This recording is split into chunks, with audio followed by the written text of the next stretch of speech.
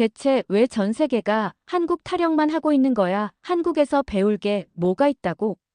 바로 미국인 교수가 언급한 한국 때문이라는데요. 얼마 후 이 여성은 한국행을 결심했다고 합니다. 대체 무슨 일인지 궁금해지는데요. 딱 1초만 구독, 좋아요로 사연 시작합니다. 조용한 후쿠오카의 벚꽃이 흩날리던 날, 시오리 하야사카는 게이오 대학교에서 최고의 영예를 안고 졸업했습니다. 학사모를 높이 던지는 그 순간, 시오리의 마음속에는 이미 다음 목표가 단단히 자리 잡고 있었죠. 일본 기술의 저력을 세계에 알리는 것. 그것이 바로 시오리의 꿈이었습니다. 하야사카 양, 당신의 논문은 정말 인상적이었어요. 스탠퍼드에서도 큰 성과를 이룰 거라 확신합니다. 지도교수의 따뜻한 격려에 시오리는 자신감 넘치는 미소로 답했어요. 후쿠오카에서 자라며 늘 일본의 기술력에 대한 자부심을 품고 살아왔던 시오리에게 스탠퍼드 대학원 전액 장학생으로 선발된 것은 그저 자신의 능력에 대한 당연한 인정처럼 느껴졌습니다. 집에서 짐을 꾸리면서 시오리는 아버지가 선물해준 오래된 전자계산기를 손에 쥐었어요. 일본 기술의 상징과도 같은 이 계산기는 30년이 넘은 지금도 완벽하게 작동했습니다. 이것이 일본 기술의 정신이지. 내구성, 정밀함, 신뢰성. 시오리는 이 작은 계산기에서 일본 기술의 모든 가치를 보았죠. 어릴 적부터 아버지에게 들어온 이야기들이 머릿속을 맴돌았습니다. 도요타의 생산 시스템, 소니의 혁신적인 제품들, 신칸센의 정확함. 이 모든 것이 일본인의 자부심이었고, 시오리 역시 그 자부심을 이어받은 차세대 리더였어요. 샌프란시스코 공항에 도착한 첫날, 시오리는 탄성을 내뱉었습니다. 새로운 환경, 새로운 도전이 그녀를 기다리고 있었죠. 하지만 마음 한구석에는 변함없는 확신이 자리 잡고 있었어요. 나는 일본의 기술력을 세계에 증명할 것이다. 스탠퍼드 캠퍼스는 생각보다 더 활기찼습니다. 다양한 국적의 학생들이 자유롭게 의견을 나누는 모습이 인상적이었어요. 시오리는 첫 수업 시간표를 확인하며 미소 지었습니다. 디지털 혁신과 세계 경제, 자신의 전문 분야와 완벽하게 일치하는 수업이었죠. 이번 학기는 아시아의 디지털 전환을 중점적으로 다룰 예정입니다. 시오리는 강의 계획서를 읽으며 가벼운 미소를 지었어요. 아시아라면 당연히 일본이 중심이겠죠. 세계 셋째로 큰 경제 대국이자 로봇공학과 자동차 산업의 선두주자인 일본을. 시오리는 이미 머릿속으로 자신이 수업 시간에 발표할 내용을 구상하기 시작했습니다. 첫 수업 전날 밤, 시오리는 노트북을 펼쳐 일본의 기술 혁신 사례들을 정리했어요. 도요타의 하이브리드 시스템, 소니의 이미지 센서, 파나소닉의 배터리 기술. 모두 세계를 선도하는 일본의 기술력이었습니다. 내일 수업에서 교수님이 일본에 대해 물어본다면 완벽하게 대답할 준비가 되어 있었죠. 깊은 잠에 빠지기 전, 시오리는 창문 너머로 보이는 달을 바라보았습니다. 같은 달이 지금 일본에서도 보이겠지요. 일본을 떠나왔지만 시오리의 마음속에는 여전히 일본인으로서의 자부심이 가득했습니다. 내일은 그 자부심을 스탠퍼드에서도 빛낼 첫 번째 기회가 될 것입니다. 아침 8시, 시오리는 완벽한 복장과 철저히 준비한 필기구로 첫 수업을 맞이했습니다. 강의실에 들어서자 다양한 국적의 학생들이 이미 자리를 잡고 있었어요. 창가 쪽에는 아시아계 학생들이 모여 있었죠. 시오리는 그들 중 한 자리를 선택했습니다. 안녕하세요. 일본에서 왔나요? 옆자리에 앉은 학생이 말을 걸었어요. 시오리는 고개를 끄덕이며 미소 지었습니다. 네, 게이오 대학교에서 왔어요. 당신은요? 저는 서울대학교에서 왔습니다. 정우진이라고 합니다. 한국에서 온 학생이군요. 시오리는 가볍게 인사를 나누고 수업 준비에 집중했습니다. 한국은 일본과 가까운 나라지만 기술적으로는 항상 일본을 따라오는 입장이라고 생각했죠. 적어도 시오리는 그렇게 믿고 있었습니다. 여러분, 환영합니다. 이번 학기 디지털 혁신과 세계 경제 수업을 시작하겠습니다. 로버트 앤더슨 교수가 강단에 올랐습니다. 실리콘밸리의 여러 기업들과 협업한 경험이 있는 유명한 교수였죠. 시오리는 자세를 바로 하고 경청했어요. 우리는 먼저 아시아의 디지털 혁신 사례부터 살펴볼 겁니다. 특히 오늘은 한국의 디지털 전환에 대해 중점적으로 다룰 예정입니다. 시오리의 눈이 커졌습니다. 일본이 아닌 한국을 먼저 다룬다고요? 의아함을 느끼며 시오리는 교수의 다음 말을 기다렸어요. 한국은 현재 디지털 전환의 세계적인 롤모델로 주목받고 있습니다.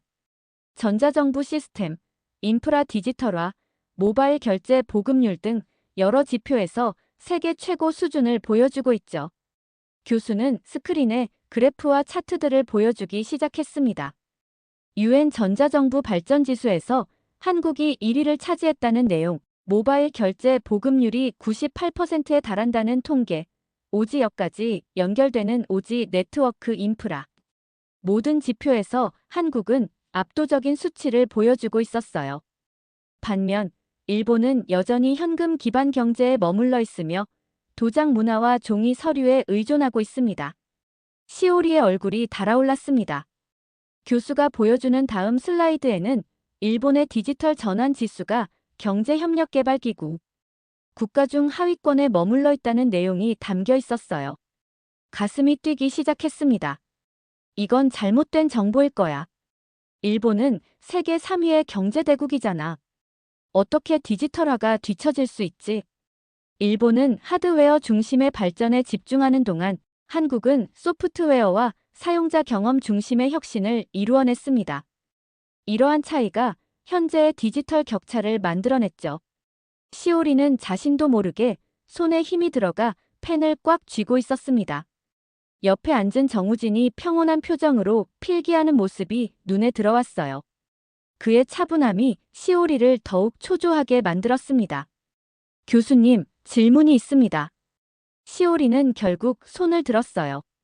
모두의 시선이 그녀에게 향했습니다.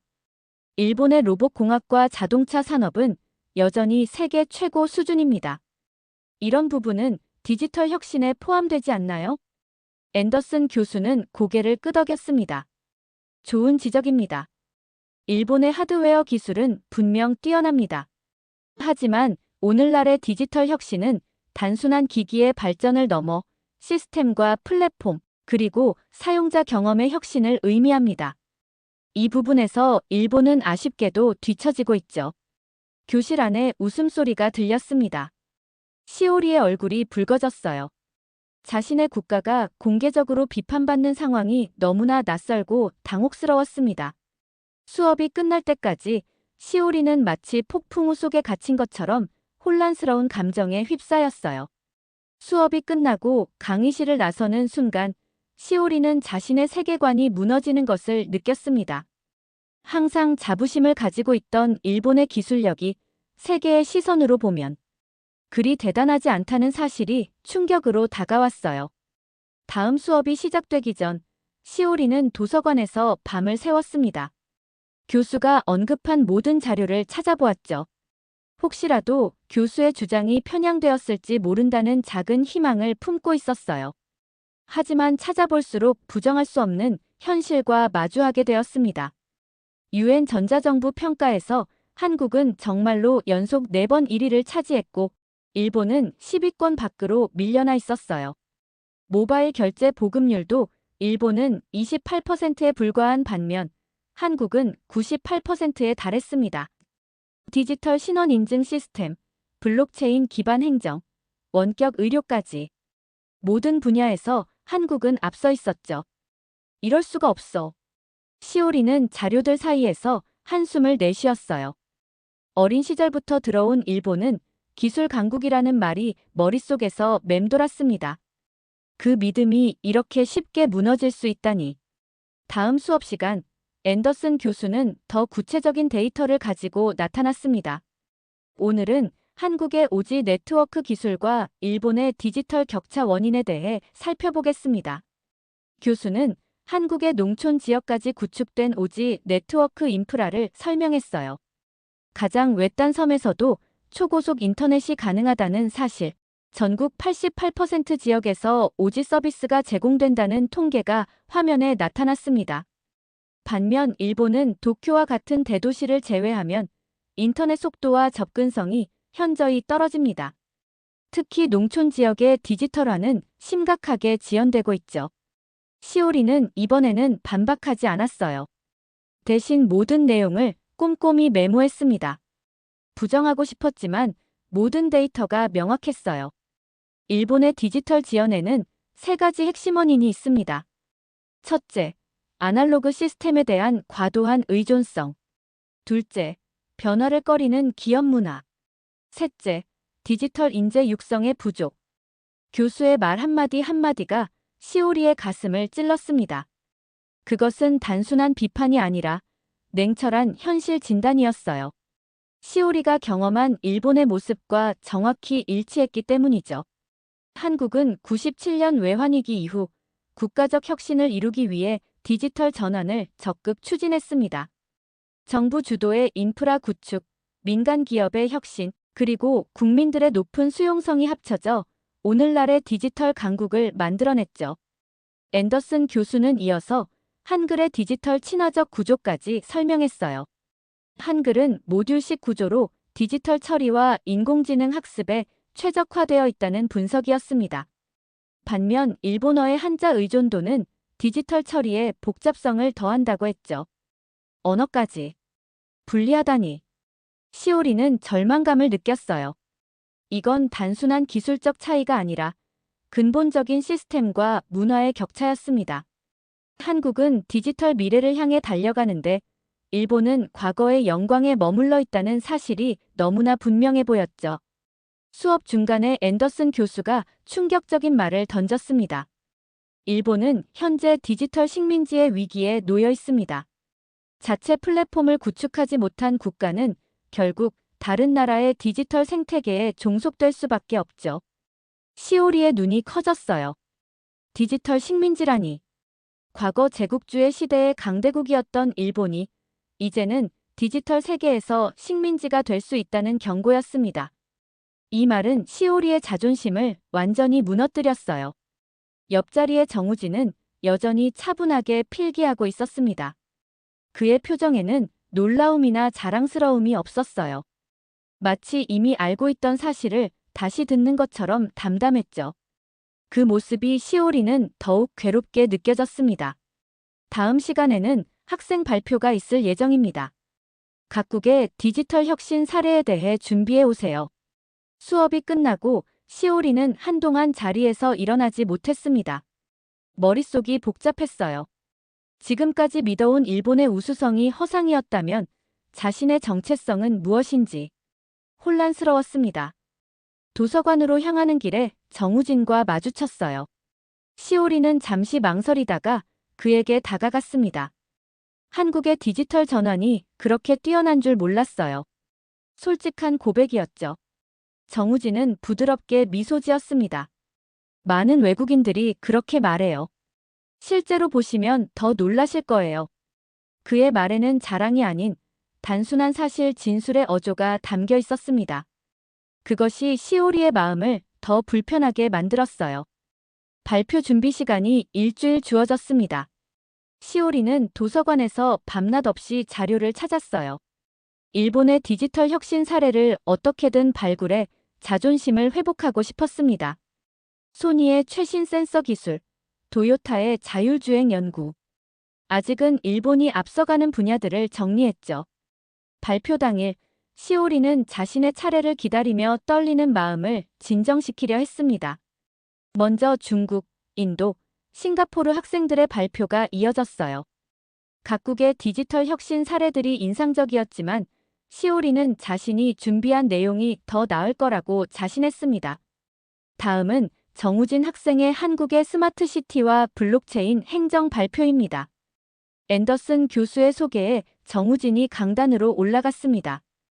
그동안 수업 시간에 거의 발언이 없었던 조용한 학생이었기에 시오리는 그의 발표가 평이할 것이라 예상했어요. 하지만 정우진이 입을 열자마자 교실 분위기가 달라졌습니다. 한국의 디지털 전환은 단순한 기술 적용이 아닌 사회 전체의 패러다임 변화를 의미합니다. 정우진의 목소리는 차분했지만 자신감이 넘쳤어요. 완벽한 영어 발음과 명확한 논리 전개가 인상적이었습니다. 스크린에는 한국의 부산과 세종시에 구현된 스마트시티 사례가 영상과 함께 펼쳐졌어요. 부산 스마트시티는 교통, 안전, 환경, 에너지 등 도시 전 영역의 사물 인터넷과 빅데이터를 접목했습니다.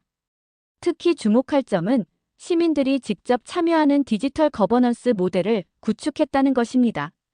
정우진은 실시간으로 작동하는 부산 스마트시티 대시보드 화면을 보여주었습니다. 도시 전체의 교통 흐름, 에너지 사용량, 대기 질 등이 실시간으로 모니터링되고 있었어요. 학생들 사이에서 감탄의 소리가 들렸습니다. 더 혁신적인 사례는 블록체인 기반 행정 시스템입니다. 세종시에서는 시민들의 모든 행정 서류가 블록체인에 기록되어 종이 서류 없이도 모든 공공 서비스를 받을 수 있습니다. 정우진은 실제 서비스 화면을 시연했어요. 스마트폰 하나로 부동산 등기부터 세금 납부, 의료 기록 확인까지 가능한 시스템이었습니다. 그 효율성과 편리함에 시오리는 할 말을 잃었어요. 이 모든 혁신의 기반에는 디지털 신원 인증이 있습니다. 한국은 2000년 초부터 전자서명법을 시행해 디지털 신원 체계를 구축했고, 이것이 오늘날 모든 디지털 서비스의 토대가 되었습니다. 정우진의 설명은 계속 이어졌습니다. 한국의 디지털 헬스케어 시스템, 핀테크 혁신, 메타버스 공공 서비스까지 모든 사례가 구체적이고 현실적이었어요. 단순한 개념이나 연구 단계가 아닌 이미 실생활에 적용되고 있는 기술들이었습니다. 가장 충격적인 부분은 발표 말미였어요. 한국의 디지털 혁신이 성공할 수 있었던 이유는 세 가지입니다. 첫째, 위기를 기회로 전환한 국가적 의지. 둘째, 민관 협력의 효과적인 생태계. 셋째, 시민들의 높은 디지털 수용성. 정우진은 97년 외환위기 이후 한국이 어떻게 국가적 혁신을 이루어냈는지 그 과정을 상세히 설명했습니다.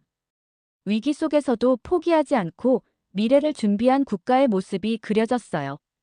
한국의 성공 사례는 어떤 국가든 변화에 대한 의지와 체계적인 접근이 있다면 디지털 강국이 될 수 있다는 것을 보여줍니다.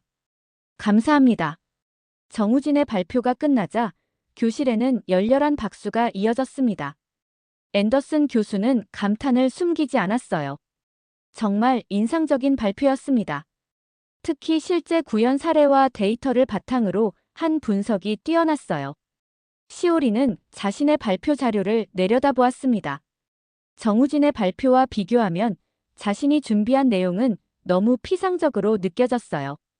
일본의 혁신 사례들도 대부분 연구 단계이거나 제한된 지역에서만 시행되고 있었습니다. 하야사카 학생, 다음은 당신의 차례입니다. 앤더슨 교수의 부름에 시오리는 천천히 자리에서 일어났습니다. 손에 든 발표 자료가 무겁게 느껴졌어요. 정우진과 같은 수준의 발표를 할 자신이 없었습니다. 하지만 물러설 수는 없었어요. 일본인으로서의 자존심이 남아있었으니까요. 강단으로 향하는 시오리의 걸음은 무거웠습니다. 이제 그녀는 자신이 얼마나 우물 안개구리였는지 점점 깨닫고 있었어요. 시오리의 발표는 예상대로 좋은 평가를 받지 못했습니다. 앤더슨 교수는 정중하게 비평을 제시했지만 그 말 속에 담긴 실망감은 명백했어요. 일본의 사례들은 대부분 실험 단계에 머물러 있군요. 실제 구현된 사례가 아쉽습니다.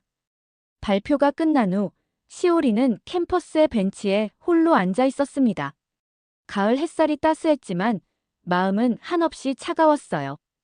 정우진의 발표가 머릿속에서 계속 맴돌았죠. 일본보다 경제 규모가 작은 한국이 어떻게 디지털 분야에서 이렇게 앞서갈 수 있을까? 이해하기 어려웠습니다. 괜찮아요? 고개를 들자 정우진이 서 있었어요. 시오리는 잠시 망설이다 자리를 내주었습니다. 두 사람은 한동안 말없이 앉아 있었죠. 발표 정말 인상적이었어요. 시오리가 먼저 입을 열었습니다. 인정하기 어려웠지만 정직하게 말하는 것이 옳다고 생각했어요. 고마워요. 하야사카 씨의 발표도 좋았습니다.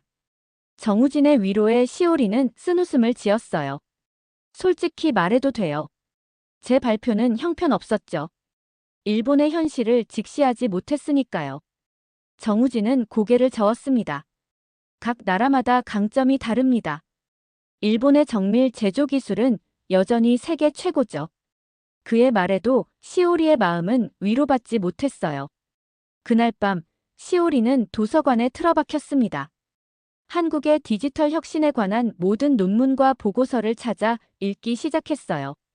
처음에는 반박할 근거를 찾기 위해서였지만 읽을수록 인정할 수밖에 없었습니다. 한국의 디지털 전환은 단순한 유행이 아닌 체계적이고 장기적인 국가 전략의 결과였어요. 2000년 초반부터 전자정부를 구축했다고.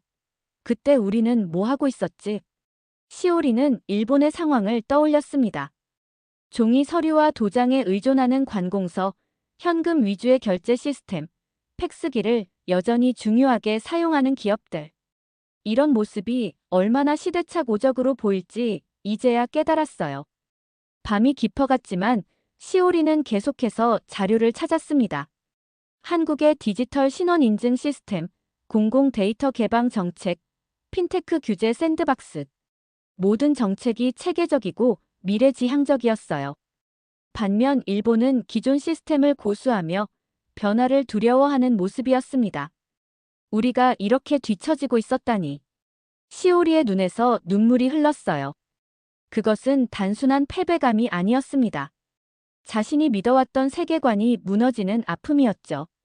일본인으로서의 자부심, 기술 강국의 미래를 이끌겠다는 꿈. 모든 것이 순간 허상처럼 느껴졌어요. 분노가 일었습니다. 왜 일본은 변화하지 않았을까? 왜 디지털 시대에 적응하지 못했을까? 그 분노는 곧 한국에 대한 질투로 변했어요. 어떻게 한국이 이렇게 빠르게 발전할 수 있었을까? 그들에게는 무엇이 있고 일본에는 무엇이 부족했을까? 질투는 다시 자책으로 이어졌습니다. 시오리 자신도 이런 현실을 모르고 살아왔으니 그녀 역시 일본 사회의 문제점을 직시하지 못한 것이었죠. 우물 안개구리처럼 제한된 시각으로 세상을 바라보고 있었습니다. 난 정말 아무것도 몰랐구나. 시오리는 자료들 사이에서 한숨을 내쉬었어요. 복잡한 감정이 뒤엉켰습니다. 자존심은 여전히 그녀를 일본의 우수성을 믿도록 이끌었지만 이성은 현실을 인정하라고 말했어요. 그 갈등 속에서 시오리는 밤을 지새웠습니다. 다음 날 아침, 앤더슨 교수의 연구실을 찾아갔어요. 문을 두드리는 손이 떨렸습니다. 들어오세요. 교수의 목소리에 시오리는 조심스럽게 문을 열었습니다. 하야사카 학생, 무슨 일인가요? 교수님, 한국의 디지털 혁신에 대해 더 알고 싶습니다. 추천해 주실 자료가 있을까요? 앤더슨 교수는 의외라는 듯 시오리를 바라보았어요. 그리고 이내 따뜻한 미소를 지었습니다. 물론이죠. 사실 당신이 찾아올 거라고 예상했습니다. 열정적인 학생이니까요.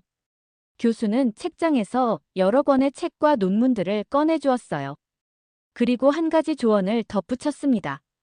이론보다 중요한 것은 실제 경험입니다. 정우진 학생과 이야기해보는 건 어떨까요? 그가 많은 도움이 될 겁니다. 시오리는 고개를 끄덕였어요.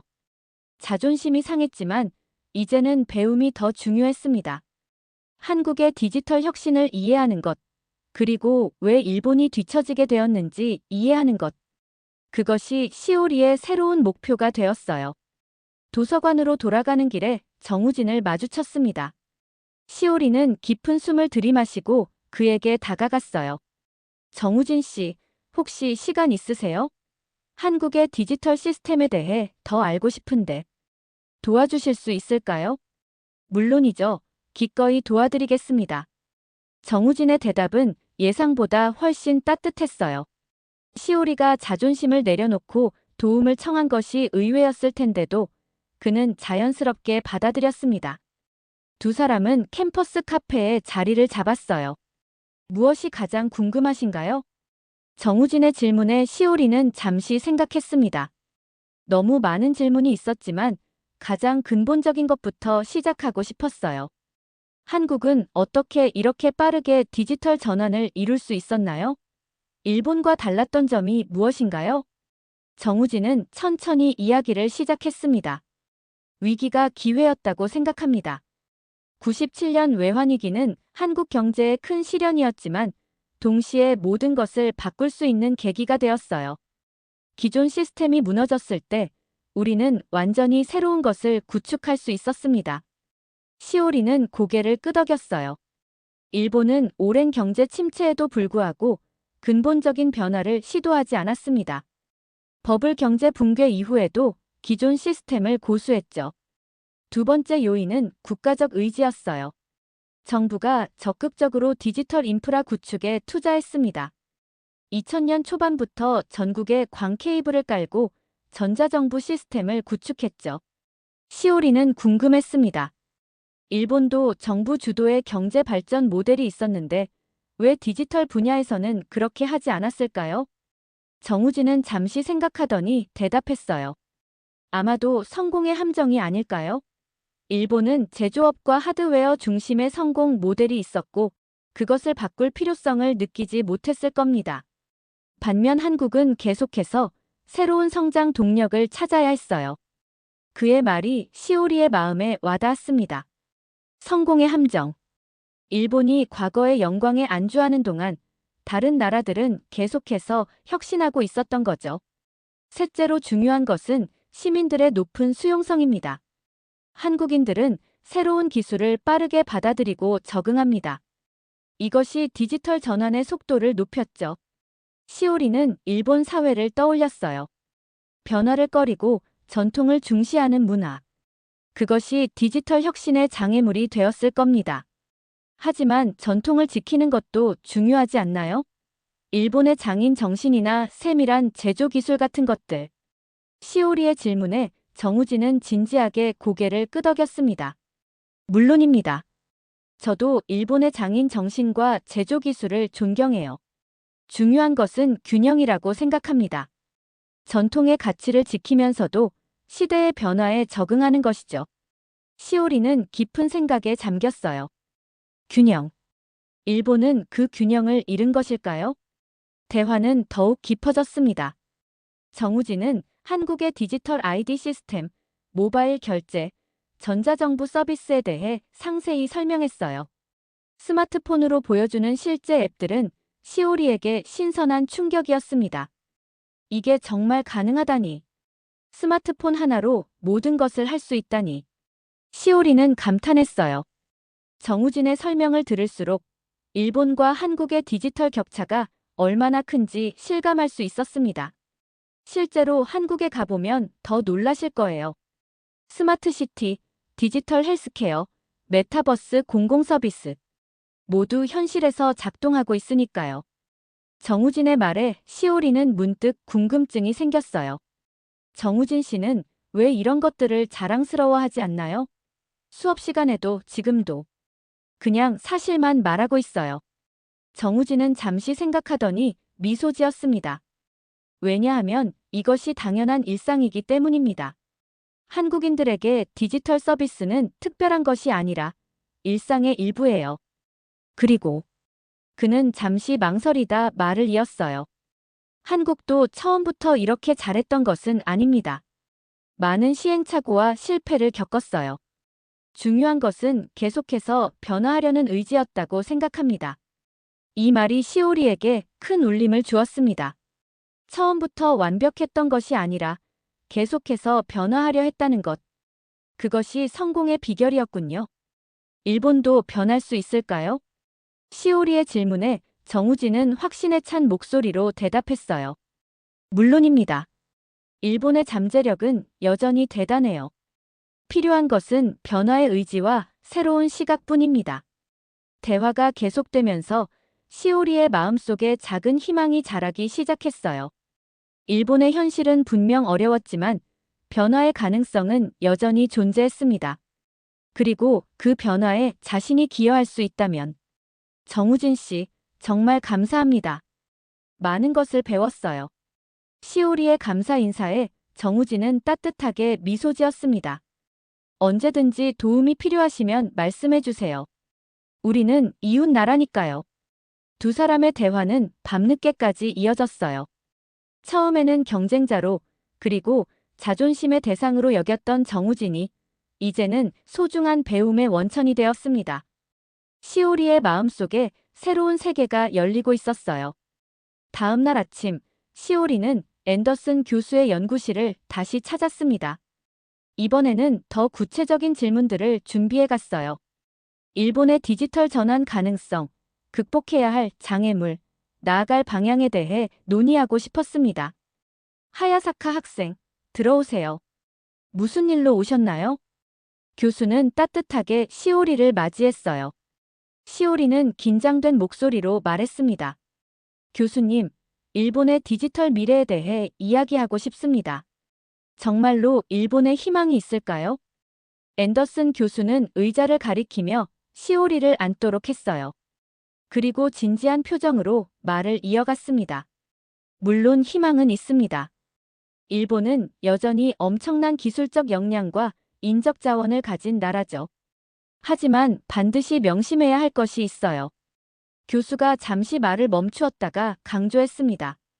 일본에 필요한 건 변화입니다. 기존의 사고방식과 시스템에서 벗어나 새로운 패러다임을 받아들여야 해요. 시오리는 고개를 끄덕였어요. 그것이 바로 자신이 깨달은 것이기도 했습니다. 어떻게 하면 일본 사회가 변화할 수 있을까요? 저희 문화는 너무 전통에 얽매여 있는 것 같아요. 앤더슨 교수는 생각에 잠겼다가 대답했습니다.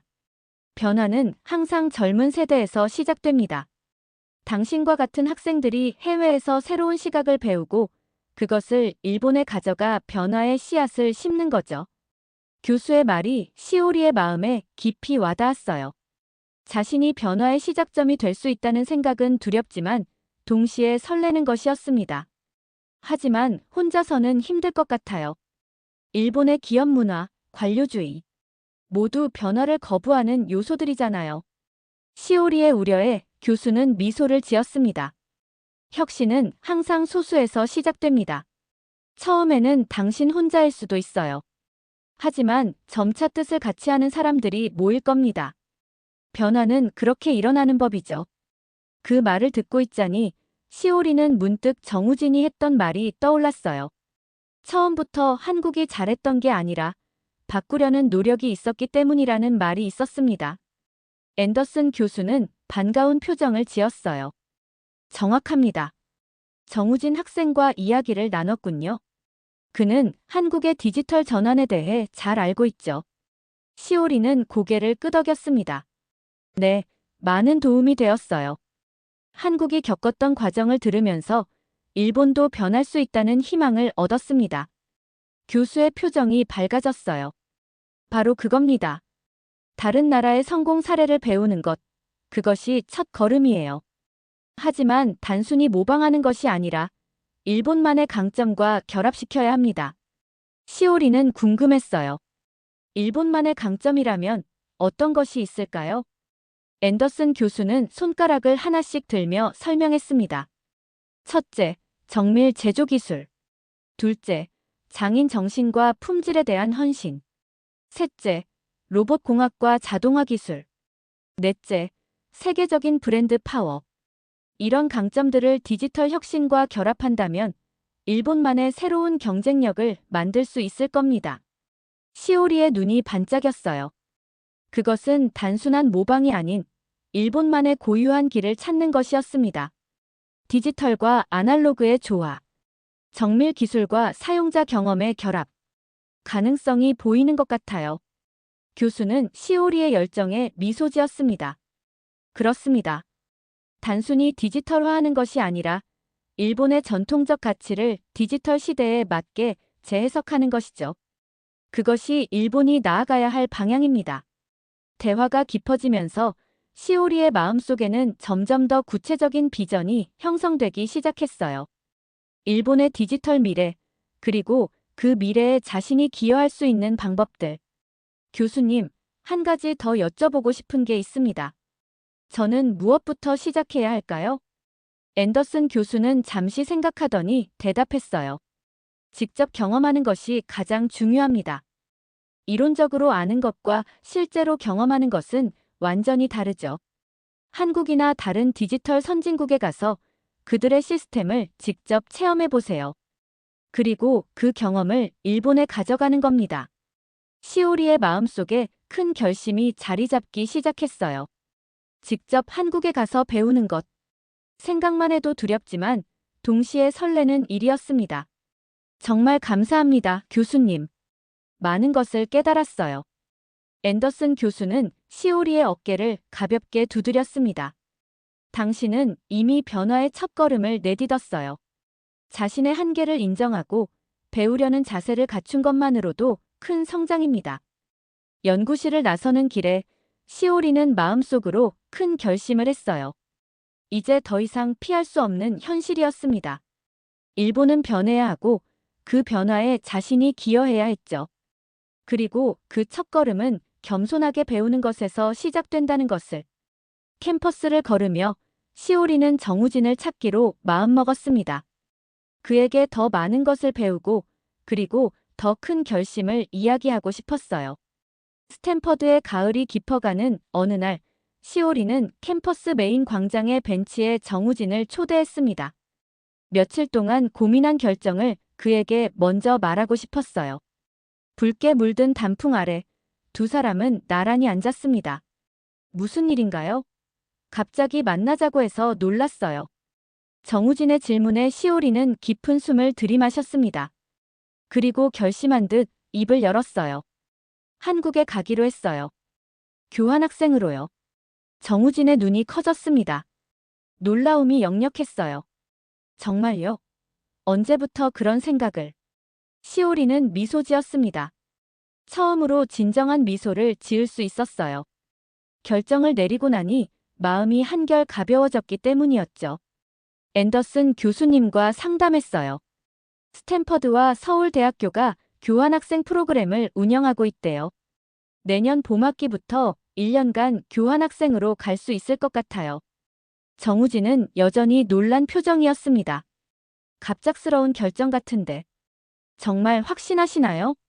시오리는 고개를 끄덕였어요. 이제 더 이상 망설임은 없었습니다. 네, 확신해요. 직접 경험하지 않으면 진정으로 이해할 수 없을 것 같아요. 한국의 디지털 시스템, 스마트 시티, 핀테크. 모든 것을 직접 보고 배우고 싶어요. 정우진의 표정이 점차 밝아졌습니다. 그는 진심으로 기뻐하는 것 같았어요. 정말 대단해요. 자존심이 강한 사람이 이런 결정을 내리기 쉽지 않을 텐데. 시오리는 잠시 생각에 잠겼습니다. 맞아요, 자존심. 불과 몇 주 전만 해도 한국에 대해 배운다는 생각 자체가 자존심 상하는 일이었을 텐데. 그런데 지금은 오히려 설렙니다. 자존심보다 중요한 것은 성장이라는 걸 깨달았어요. 일본을 위해서도, 나 자신을 위해서도 이것이 최선의 선택이라고 생각해요. 정우진은 고개를 끄덕였어요. 그의 눈에는 존경의 빛이 어려 있었습니다. 성장을 위해 익숙한 것을 버릴 수 있는 용기. 정말 멋진 결정이에요. 두 사람은 한동안 캠퍼스의 풍경을 바라보며 이야기를 나눴습니다. 시오리는 한국에서 무엇을 배우고 싶은지, 어떤 경험을 하고 싶은지 설명했어요. 정우진은 서울 생활에 대한 팁과 조언을 아낌없이 나눠주었죠. 걱정 마세요. 한국 사람들은 외국인, 특히 일본인들에게 친절해요. 물론 역사적인 감정이 있긴 하지만 대부분의 사람들은 개인과 국가를 분리해서 생각합니다. 시오리는 안심이 되었어요. 역사적 갈등에 대한 걱정도 있었지만 이제는 그런 걱정보다 배움에 대한 기대가 더 컸습니다. 사실 제가 한국에 가기로 한 더 큰 이유가 있어요. 시오리의 목소리가 진지해졌습니다. 정우진은 호기심 어린 눈으로 바라보았어요. 어떤 이유인가요? 언젠가 일본으로 돌아가서 변화의 주역이 되고 싶어요. 일본의 디지털 전환을 이끌어내는 사람이 되고 싶은 거죠. 그러기 위해서는 먼저 한국의 성공 사례를 정확히 이해해야 한다고 생각했어요. 정우진의 눈이 빛났습니다. 그는 시오리의 비전에 감동한 것 같았어요. 정말 훌륭한 목표예요. 그리고 분명히 이룰 수 있을 거라고 생각합니다. 시오리는 갑자기 궁금해졌어요. 정우진 씨는 졸업 후에 어떤 계획이 있나요? 정우진은 미소 지었습니다. 저는 실리콘밸리의 스타트업에서 일할 계획이에요. 한국의 기술력을 세계에 알리고 싶어요. 두 사람은 서로의 꿈과 목표에 대해 이야기하며 처음으로 진정한 친구가 되어가고 있었습니다. 국적의 차이, 경쟁 의식, 자존심. 그런 것들을 넘어서 서로를 이해하고 존중하는 관계로 발전하고 있었어요. 내년에 한국에서 만나면 제가 서울을 안내해 드릴게요. 강남의 스타트업 밸리부터 세종시의 스마트시티까지 모든 것을 보여드리겠습니다. 정우진의 제안에 시오리는 환하게 웃었어요. 정말 고마워요. 기대하고 있을게요. 해가 저물기 시작했습니다. 붉은 노을이 캠퍼스를 물들이며 마치 시오리의 새로운 여정을 축복하는 것 같았어요. 두 사람은 천천히 자리에서 일어났습니다. 그럼 내년 봄에 서울에서 만나요. 시오리가 손을 내밀었어요. 정우진은 그 손을 따뜻하게 잡았습니다. 네, 서울에서 뵙겠습니다. 그날 밤 시오리는 기숙사방에서 일본의 가족들에게 자신의 결정을 알리는 이메일을 썼습니다. 처음에는 이해하지 못할 수도 있겠지만 자신의 진심을 전하고 싶었어요. 변화하는 세계에서 일본의 미래를 위해 나는 먼저 배우기로 했습니다. 창밖으로 보이는 달을 바라보며 시오리는 새로운 희망을 느꼈습니다. 자존심이 무너진 자리에 피어난 배움의 열정. 그것이 시오리를 한국으로 이끌고 있었어요. 그리고 언젠가 그 배움을 안고 일본으로 돌아갈 날을 꿈꾸었습니다. 창문을 열자 가을 밤바람이 상쾌하게 불어왔어요. 시오리는 깊은 숨을 들이마셨습니다. 새로운 시작, 그리고 가슴 벅찬 미래가 그녀를 기다리고 있었습니다. 오늘은 일본이 한국의 디지털 식민지가 될 수도 있다는 것에 쇼크받은 게이오 대학 출신 엘리트의 이야기였습니다. 구독과 좋아요로 한국이 IT 강국임을 잊지 맙시다. 끝까지 시청해주셔서 감사합니다. 즐거운 하루 되세요.